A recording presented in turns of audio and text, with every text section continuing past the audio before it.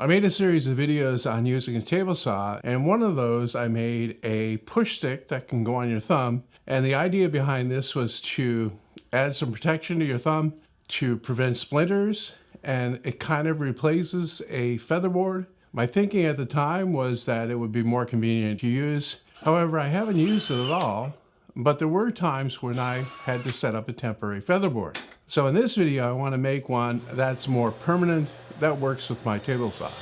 Now it's worth pointing out that this will work with a more typical metal top table saw, either the low cost ones that you can get or the more expensive cast iron top ones. All you need to do is either clamp the block in place on the outer edge of the saw, or you can drill and tap a hole for a knob. There's not a whole lot to this, very few parts, and I'm starting with the piece that actually will attach to the side of the table saw. This is the biggest part, and I'm making mine from 1.5-inch thick maple.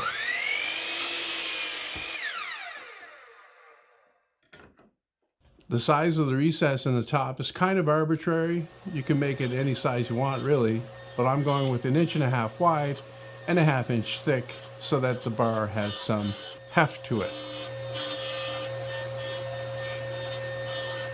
Now for the bar, I'm going to use maple again, and this is where you have to, measure your saw to see exactly how long that needs to be.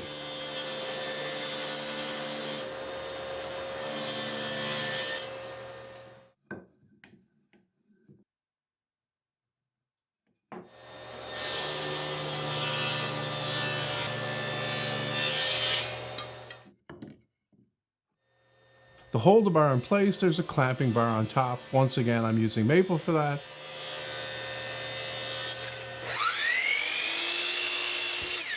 I need some 5/16 inch holes in there for the 1/4 inch bolts that will go through.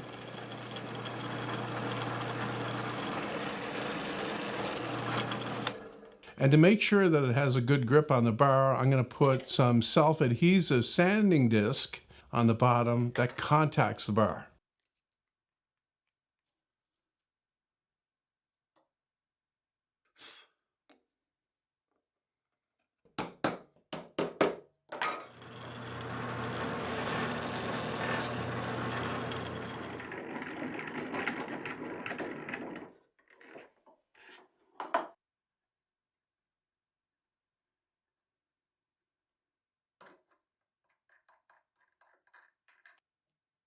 This block needs a slot in it so that you can adjust this back and forth. Once again, that'll depend on your table saw where you need to put that. Or if you're using a clamp, you don't need to do this at all.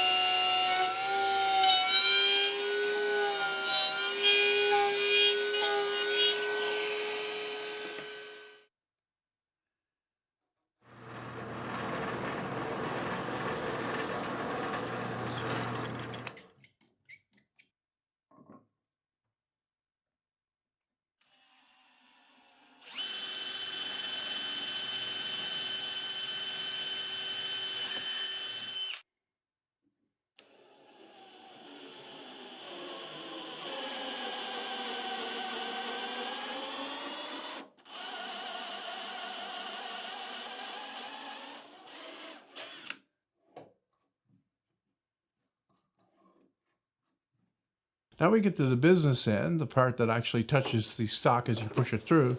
And the first piece I'm going to make is the spring. This is actually a piece of the same plastic that I use for my table saw. I'm just cutting it thinner down to about 3/16 of an inch thick. For the outer piece that contacts the work, I'm going to be using maple again. And to give the spring some space to operate, I'm going to glue blocks on the ends for the spring to screw onto. And then the last step is to round over the ends slightly, and then I can put the gadget together.